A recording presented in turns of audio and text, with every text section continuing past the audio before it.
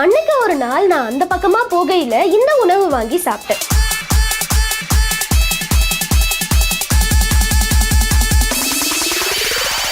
சில பல நாட்களுக்கு முன்னாடி நான் இந்த உணவை ட்ரை பண்ணேன். இந்த கடைக்கு மட்டும் போகாதீங்க, போனீங்கன்னா திரும்ப திரும்ப போக தோணும். இந்த உணவை நீங்க சாப்பிடலன்னா நீங்க வாழ்றதுலயே பிரயோஜனம் இல்லை. இந்த மாதிரியான ரீல்ஸ் எல்லாம் நம்ம யூடியூப்லயும் இன்ஸ்டாகிராம்லயும் ஃபேஸ்புக்லயும் பார்த்துட்டு இருக்கோம்.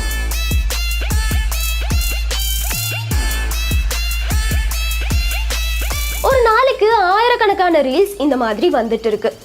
ஒருத்தர் இந்த ரீலை கடந்து போகாத ஆட்கள் இருக்க முடியாது அப்படிங்கிற மாதிரி தான் சொல்லணும். ஏன்னா இந்த ரீல்ஸ் கல்ச்சர் ரொம்பவே பாப்புலர் ஆகிட்டு இருக்கு. இந்தியாவில் நம்ம ஒரு உணவை வாங்கி சாப்பிடணும் அப்படின்னா முன்னாடிலாம் நம்ம பக்கத்தில் இருக்கவங்க கிட்ட சஜஷன் கேட்போம். ஆனால் இப்போ யூடியூப்ல அந்த ஃபுட்டோட ரிவ்யூவை பார்த்து தான் போக ஆரம்பிக்கிறோம். இன்னும் சில நேரங்களில் யூடியூப்பை பார்த்ததுக்கு அப்புறம் தான் அந்த ஹோட்டலுக்கு போகவே செய்கிறோம். இந்த மாதிரியான கல்ச்சர் ஸ்ப்ரெட் ஆக ஆரம்பிச்சிருச்சு. ஆனா இப்போலாம் அந்த ஹோட்டல்ஸ்க்கு எந்த ஒரு விளம்பரமும் தேவைப்படுறதில்ல. ஒரு இன்ஃப்ளூயன்சரை கூப்பிட்டு அவங்கள ஒரு வீடியோ போட வச்சா போதும், அடுத்த நாளே எக்கச்சக்கமான கூட்டம் அந்த கடைக்கு முன்னாடி வந்து நின்றுது. ஆனா நம்ம ஒரு விஷயத்தை யோசிச்சோமா, அந்த உணவு பாதுகாப்பானதா, உணவகம் சர்டிபிகேட் பெற்றதா, நம்ம சாப்பிட்றது ஆரோக்கியமானதா அப்படிங்கறதெல்லாம் கேட்கும்போது நினைக்கும் போது ஒரு கேள்விக்குறியாவே இருக்கு. இதுதான் இப்போது அதிகாரிகள் முக்கியமா சுட்டி காமிச்சிருக்காங்க. அதன்படி இனிமே ஃபுட் ரிவ்யூ செய்யும் கண்டென்ட் கிரியேட்டர்ஸ் ரிவ்யூ செய்யும் கடைகள்ல FSSAI சான்றிதழ் அல்லது பதிவு இருக்கா என்பதை உறுதி செய்ய வேண்டும் என்று அறிவுறுத்தப்பட்டிருக்காங்க. FSSAIனா food safety and standards authority of India, அதாவது இந்திய உணவு பாதுகாப்பு மற்றும் தர நிர்ணய ஆணையம். ஒரு உணவு வணிக நிறுவனம் சட்டப்படி செயல்படுதா, அடிப்படை உணவு பாதுகாப்பு விதிமுறைகளை பின்பற்றுதா என்பதை உறுதி செய்யும் முக்கியமான அமைப்பு இது. அதனால இந்த கடைகள்ல பிரியாணி நல்லா இருக்கு என்று சொல்வதற்கு முன்னாடி இந்த கடை முறையான பதிவு பெற்றிருக்கா என்பதையும் கவனிக்கணும். உணவு தயாரிக்கும் பணியாளர்கள் சுகாதாரத்தை பின்பற்றுறாங்களா அப்படிங்கிறதையும் கவனிக்கணும். உதாரணமாக கேப் அணிந்திருப்பது, கைகளில் உரைகள் போட்டிருப்பது, சாப்பாடு செய்கிற இடம் வந்துட்டு சுத்தமாக நீட் அண்ட் கிளீனாக இருப்பது போன்று நிறைய விஷயங்கள் இதில் இன்க்ளூட் ஆகியிருக்கு. இனிமே இது டேஸ்ட் ரிவ்யூவாக இருக்க போகிறது கிடையாது, ஃபுட் சேஃப்டி ரிவ்யூவாக தான் இருக்க போகுது. இதுக்கு பின்னாடி ரொம்பவே முக்கியமான காரணமும் இருக்கு. அப்படி என்னன்னு பார்த்தீங்கன்னா, இப்போ சோஷியல் மீடியாவில் எல்லாருமே அதிகமான கவனத்தை கொடுத்துட்டு இருக்கோம்.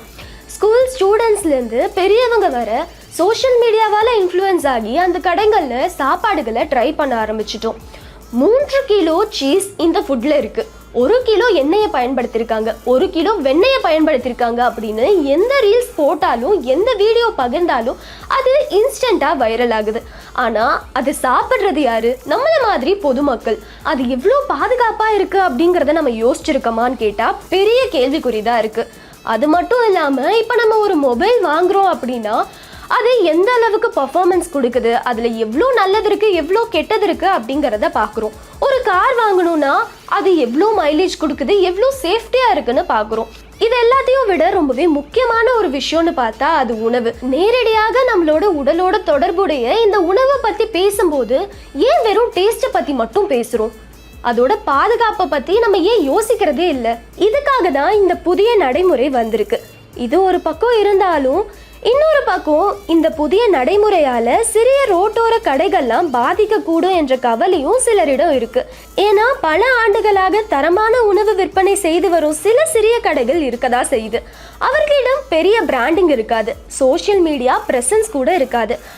ஆனா வாடிக்கையாளர்கள் நம்பிக்கையால அவங்க வியாபாரம் செய்து வராங்க. இப்படி இருக்கும் கடைகள் கான்டென்ட் கிரியேட்டர்ஸ் கவனத்திலிருந்து விலகி விடுமோ என்ற கேள்வியும் எழுந்திருக்கு. எதுவாக இருந்தாலும் ஒரு விஷயம் மட்டும் தெளிவாக தெரியுது. இன்றைய காலத்தில் ஃபுட் ரிவ்யூ என்பது வெறும் பொழுதுபோக்கு கண்டென்ட் மட்டும் கிடையாது. இனிமே ஒரு ஃபுட் ரிவ்யூ வீடியோவை பார்க்கும்போது சாப்பாடு எப்படி இருக்கு என்ற கேள்வியுடன் சேர்த்து இந்த கடை உணவு பாதுகாப்பு விதிமுறைகளை பின்பற்றதா என்ற கேள்வியும் மக்கள் கேட்கணும். அதுதான் இந்த புதிய அறிவுறுத்தலின் முக்கிய நோக்கமாக பார்க்கப்படுது. ஒரு இன்ஃப்ளூயன்சர் சொல்கிறாங்க அப்படின்னு ரொம்பவே பிளைண்டாக எந்த உணவையும் போய் சாப்பிடாதீங்க. அது உங்களோட உடல் நலத்துக்கு நல்லதா அப்படிங்கிறதையும் யோசித்து சாப்பிடுங்க. அது மட்டும் இல்லாமல் இந்த வீடியோ உங்களுக்கு பயனுள்ளதாக இருந்துச்சு அப்படின்னா கமெண்ட்டில் பதிவு பண்ணுங்கள், லைக் பண்ணுங்கள், ஷேர் பண்ணுங்கள். இது போன்ற அப்டேட்ஸ்க்கு மறக்காமல் SS நியூஸை சப்ஸ்கிரைப் பண்ணிக்கோங்க.